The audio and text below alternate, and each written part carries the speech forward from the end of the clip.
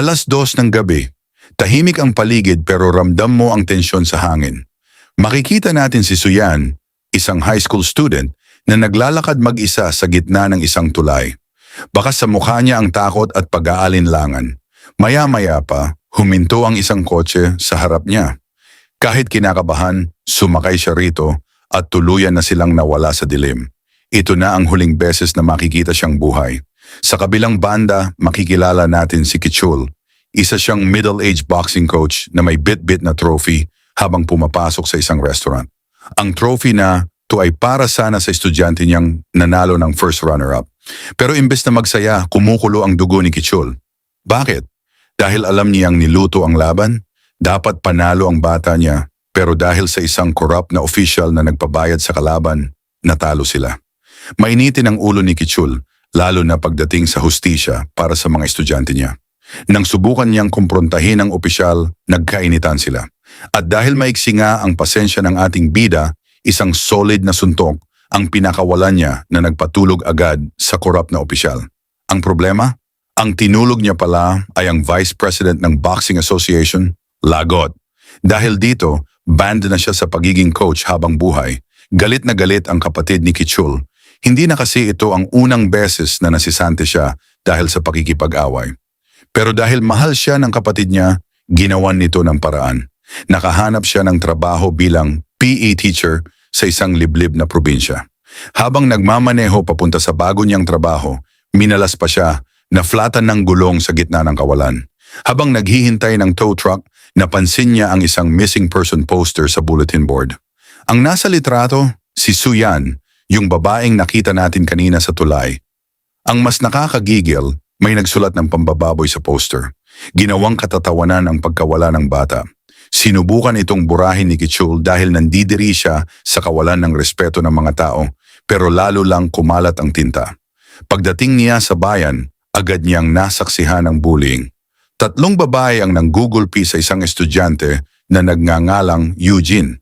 Si Eugene ang best friend ng nawawalang si Suyan. Galit na galit si Eugene dahil pinagtripan ng mga bullies ang mga poster na dinikit niya.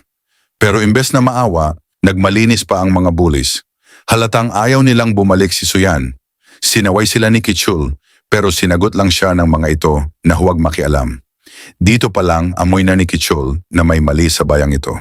Sa bayan ding ito, muli niyang nakita ang dati niyang estudyante na si Dongsu na ngayon ay pulis na. Pero mukhang kahit ang mga pulis, walang silbi sa kaso ni Suyan. Sa bahay ni Suyan, makikita natin ang lola niya, ang tanging pamilya niya. Halos mamatay na sa pag-aalala ang matanda. Sila lang ni Eugene ang totoong naghahanap kay Suyan dahil ang mga pulis halos walang ginagawa. Desidido si Eugene. Naalala niyang nagtatrabaho noon si Suyan sa isang club. Gamit ang isang calling card na nahanap niya, pinuntahan niya ang club para mag-imbestiga. First day of school ni Kichul. Bukod sa pagiging PE teacher, ginawa rin siyang student dean at inutusang maningil ng lunch fees. Dito niya nakatabi ang art teacher na si Jisung, isang lalaking mukhang disente pero may tinatagong baho. Sinubukan ni Kichul na maningil sa mga estudyante pero walang may respeto sa kanya. Nakita niya si Eugene na tumatakas sa school para magpunta ulit sa bayan. Sinundan niya ito pero na-distract ang loko sa isang claw machine. Sa unang pagkakataon sa buhay niya, nanalo siya ng stuffed toy at tuwang-tuwa pa siya. Samantala, si Eugene naman ay nakita ang kampanya ni Mr. Kim, isang sikat na politiko na tatakbo bilang gobernador. Sa likod ng maamong mukha nito ay isang corrupt na pagkatao. Dumiretso si Eugene sa club. Nagtanong-tanong siya tungkol kay Suyan pero wala siyang nakuhang sagot. Pinalayas siya ng mga may-ari at muntik pang saktan kung hindi lang dumating si Kichul para iligtas siya. Pinagsabihan ni Kichul si Eugene na tumigil na dahil trabaho ng pulis ang maghanap, hindi trabaho ng high school student. Inihatid niya ito pa uwi. Pero nung makaalis na si Kichul, isang lalaki ang sumubok na dukutin si Eugene. Mabuti na lang at naiwan ni Eugene ang cellphone niya sa kotse ni Kichul, kaya bumalik ang teacher.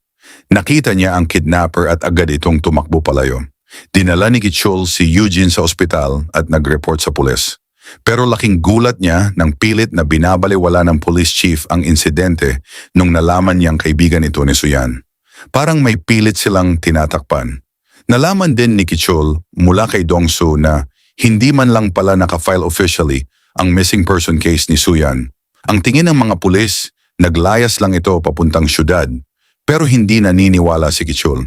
Alam niyang may mas malalim na dahilan. Kinausap niya ang lola ni Suyan para pumirma ng formal request. Dahil dito, napilitan ang mga pulis na buksan ang kaso.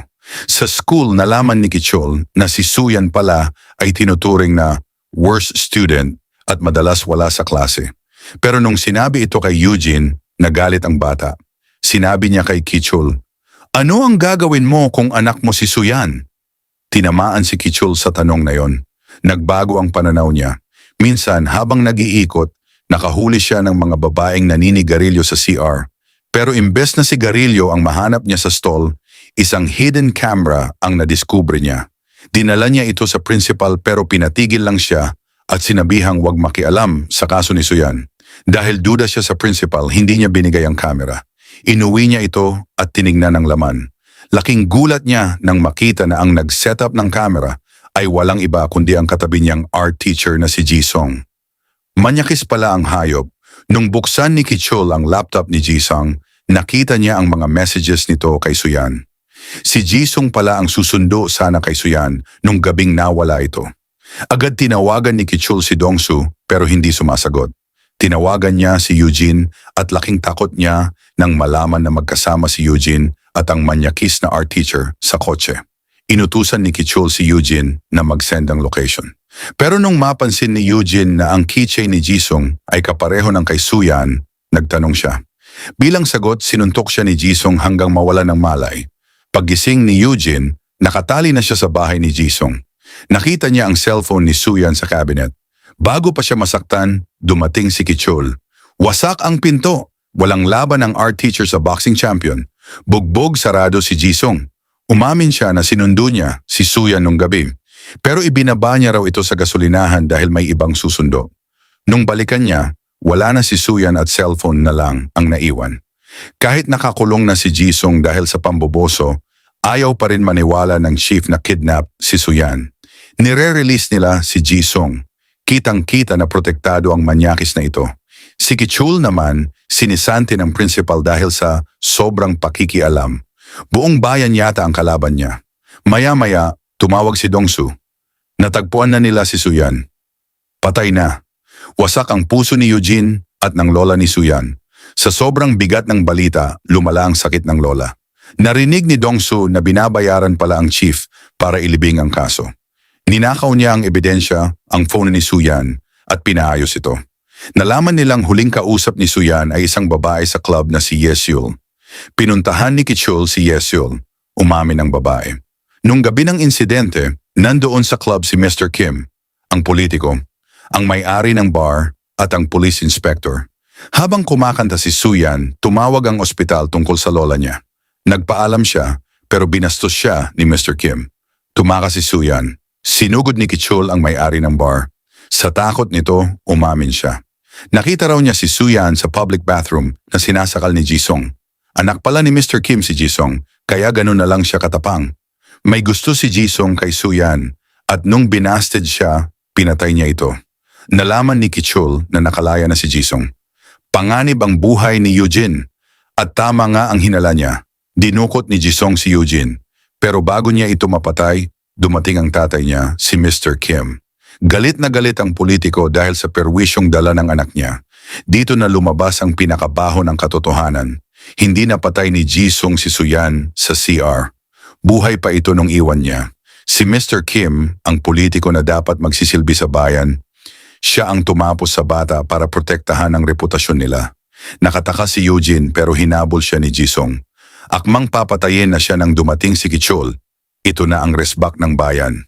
Walang awa niyang binugbog si Jisung. Durog ang mukha ng kriminal. Dinala agad ni Kichul si Eugene sa ospital. Nanalo sa eleksyon si Mr. Kim. Tuwang-tuwa pa ang demonyo sa TV, pero hindi papayag si Kichul. Sakay ng kotse, hinarang niya ang sasakyan ni Mr. Kim sa highway. Binangga niya ito ng malakas. Bumaba si Kichul, kalmado pero nakakatakot. Nilapitan niya ang nanginginig na politiko. Wala siyang pakialam kung gobernador ka pa, basta masama ka, mananagot ka. Kinabukasan, sumabog sa balita ang katotohanan. Arestado si Mr. Kim at ang mga kasabwat na pulis. Nakuha na rin ni Suyan ang hustisya. Sa huling eksena, dinalaw ni Kichul si Eugene sa ospital. Iniwan niya ang stuffed toy na napanalunan niya. Simbolo na kahit sa madilim na mundo, may mga tao pa ring handang tumulong. Pagkatapos nito, tahimik na umalis si Kichul papunta sa ibang bayan, handa na muling magsimula. Isang paalala na minsan ang mga halimaw ay hindi nagtatago sa dilim, kundi nakasuot ng mamahaling damit at nakaupo sa pwesto. Anong masasabi niyo sa kwentong ito? I-comment niyo sa baba. Huwag kalimutang mag-like at mag-subscribe para sa marami pang kwento. Paalam!